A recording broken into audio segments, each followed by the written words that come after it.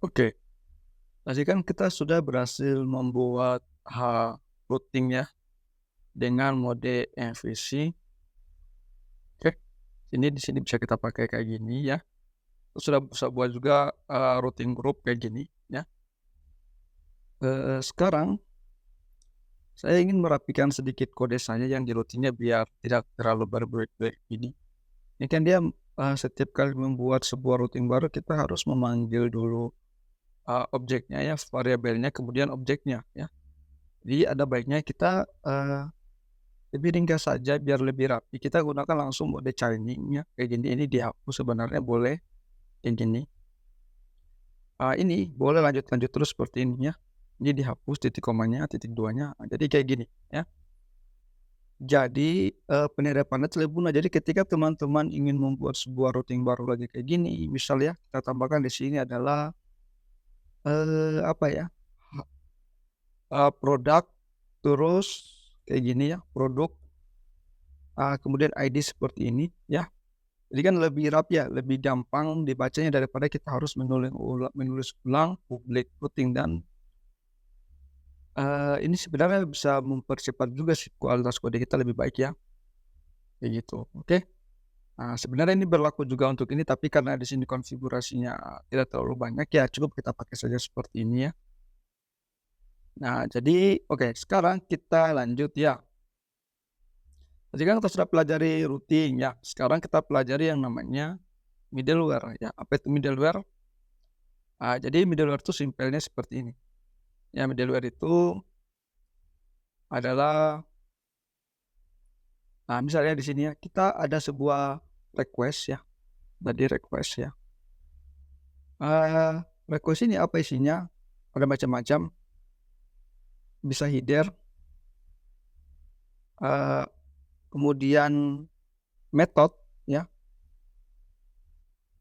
dan masih banyak lagi. Nah, teman-teman bisa pilih langsung di sini ya, di sini. Kalau teman-teman ingin melihat apa request-nya ya, tinggal di console log, request ya. Jadi nanti informasi request ini akan, muncul ada informasi yang dikirim oleh user agent ya, atau bisa pakai browser atau memang aplikasi. Jadi nanti kebaca dia, menggunakan apa ya. Oke, di sini request ya, kemudian ada yang namanya response ya. Respon ini yang tadi ya, yang kita lakukan di handler ya, dia itu menampilkan, sebuah proses ya, bisa dalam bentuk teks ataupun JSON ya, ataupun lainnya. Oke, kembali ke middleware. Apa itu middleware ya? Jadi middleware itu adalah, berada di tengah-tengah ya, namanya middle ya, seperti katanya middle. Jadi, jembatan antara request dan response ya. Jadi di sini middleware, sorry, middleware ya. Ini ya, dia antara di sini ya, middleware. Oke, apa sih fungsi middleware? Jadi middleware ini adalah menyaring atau membaca informasi yang di-request ya. Jika memang hasilnya oke seperti yang diinginkan si programmer, maka dia ditelanjutkan ke handler atau respon ini ya, biar menghasilkan sebuah respons. Jika dia menolak ya, misal tidak sesuai dengan informasi yang diminta, maka ditahan sampai ke middleware ya. Jadi, request-nya itu tidak akan sampai ke handler seperti ini.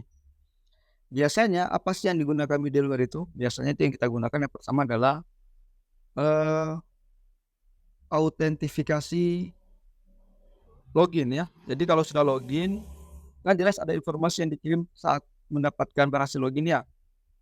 Ya jadi, dia middleware ini biasa dilakukan untuk itu. Kemudian ada juga, eee, menyaring, validasi ya. Kemudian ada juga apalagi ya, sebenarnya banyak ya yang bisa dilakukan ya, dan teman-teman cari saja fungsinya. Kemudian ada juga, filter ya, di filter ya, pengamanan ya, filter. Jadi, ketika request-nya ini bukan request yang memang ditentukan dari si server ya, atau artinya request yang sudah didaftar di server, maka dia bisa kita blacklist ya. Gitu, kurang lebih seperti itu ya. Oke, sekarang kita coba lakukan middleware ya. Oke. Nah, di sini kan ada satu buah public controller ya. Ini untuk public. Sekarang kita buat satu buah lagi controller baru, namanya adalah user ya. User controller .ts. Oke ya. Kemudian sama kayak tadi kelas ya. User controller ya.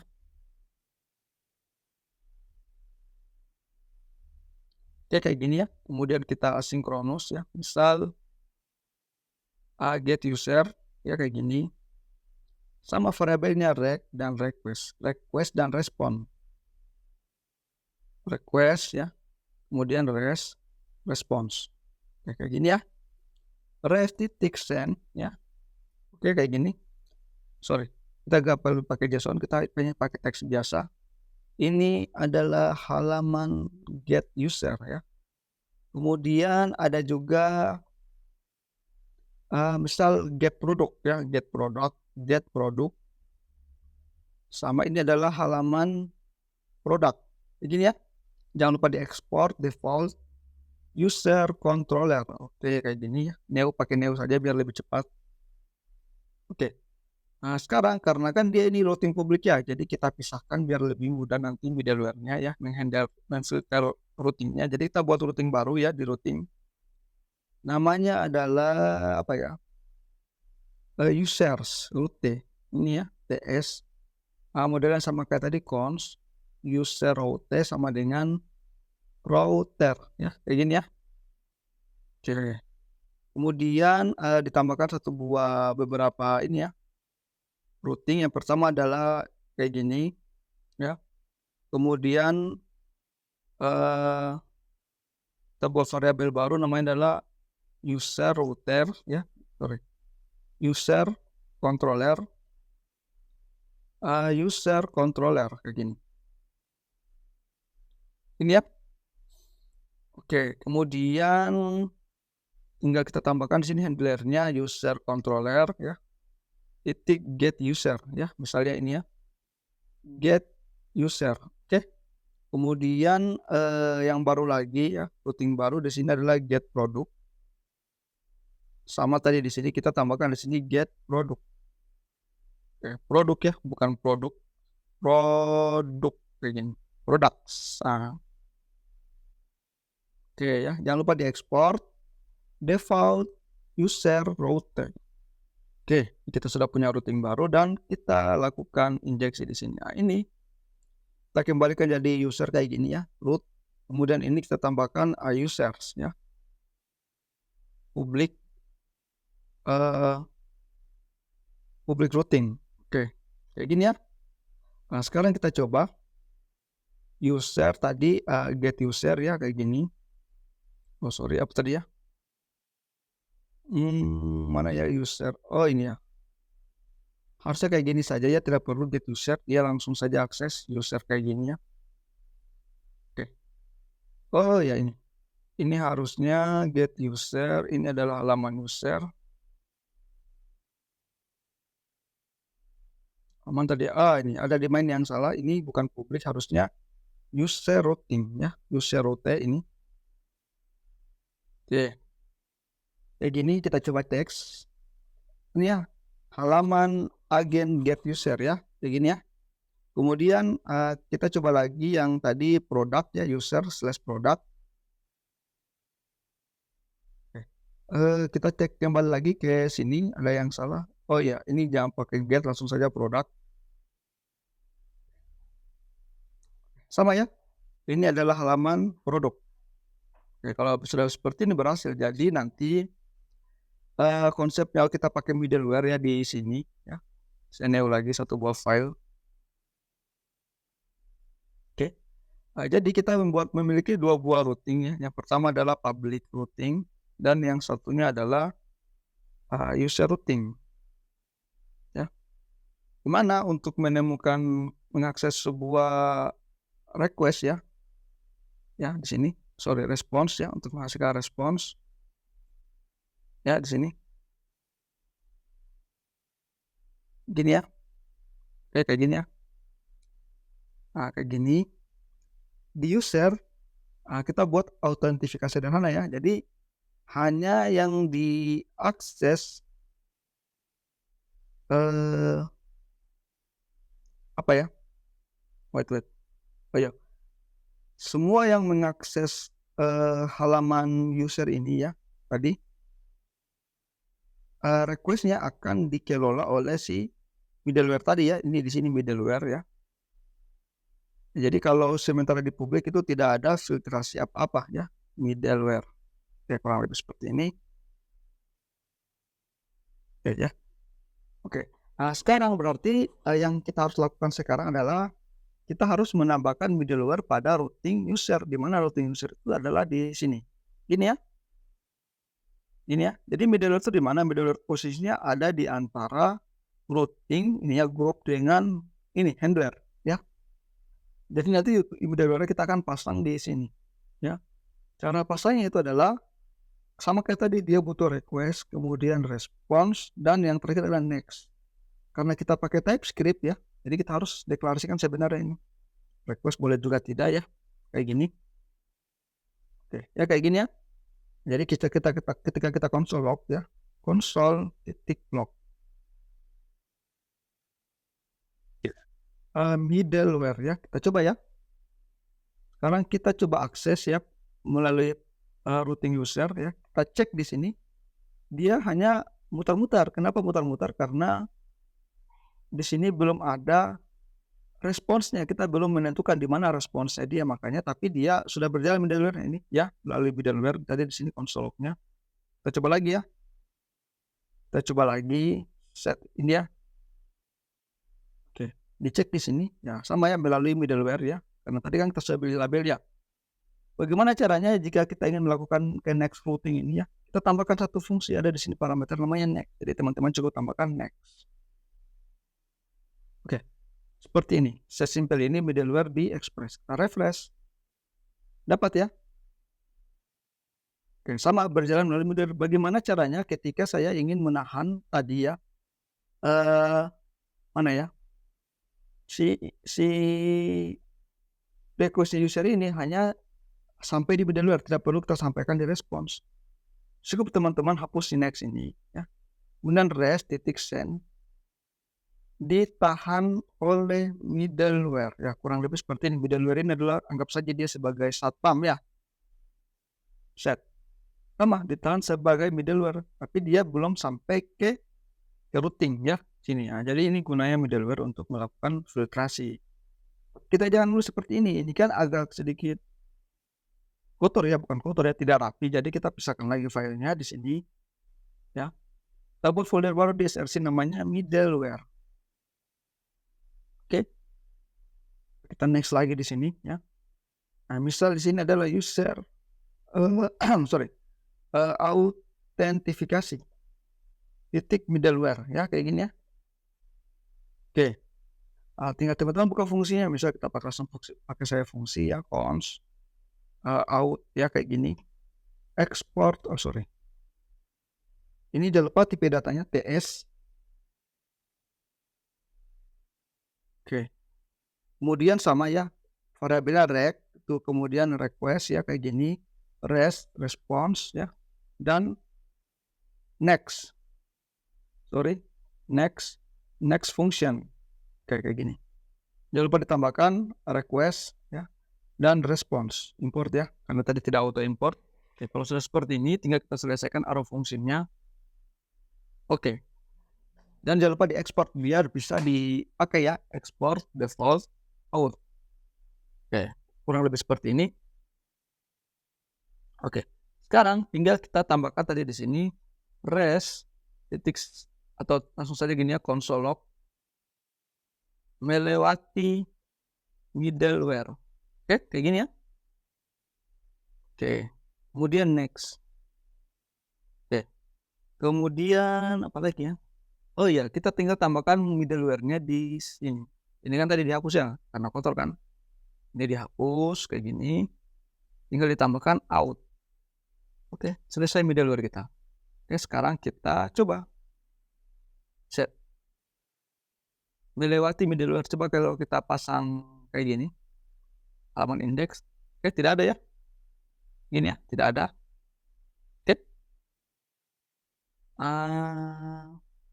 Kita cek lagi di sini public ya. Oke, ini kan tadi ya ada console rec, makanya dia muncul ini request. Inilah data yang teman-teman kirim. Request ya, ketika teman-teman mengirim mengakses sebuah URL ini ya.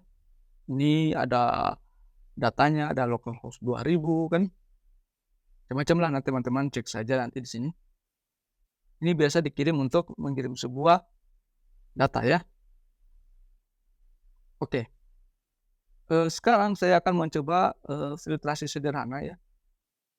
Dimana ketika tunggu ya, saya cari dulu informasi apa yang ingin saya filter.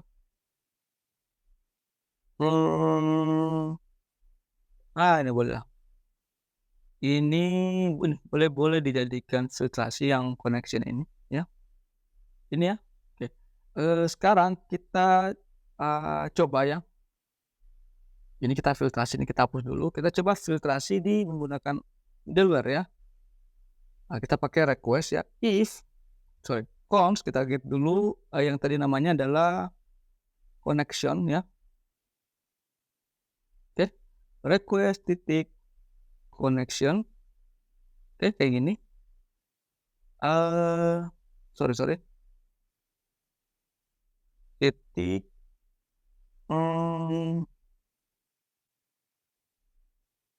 apa ya yang bisa dibaca ya? Oh ya, ini header ya, kayak gini ya.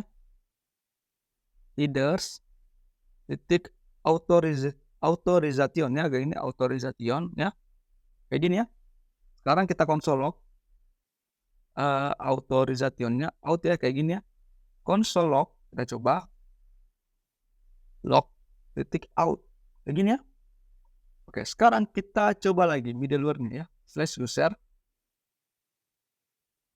Oke, kita cek ya, dia undefined middleware-nya ya. Berarti kalau undefined berarti dia tidak memiliki informasi ini tadi autentifikasi yang menggunakan authorization ini ya. Jadi kita gunakan nih logik lagi ya.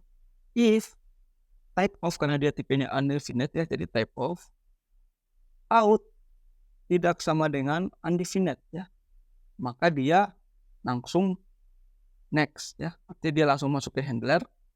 Jika tidak, kita tahan ke sini ya, next, langsung rest titik send. Anda tidak boleh masuk ke halaman ini, kayak gini ya.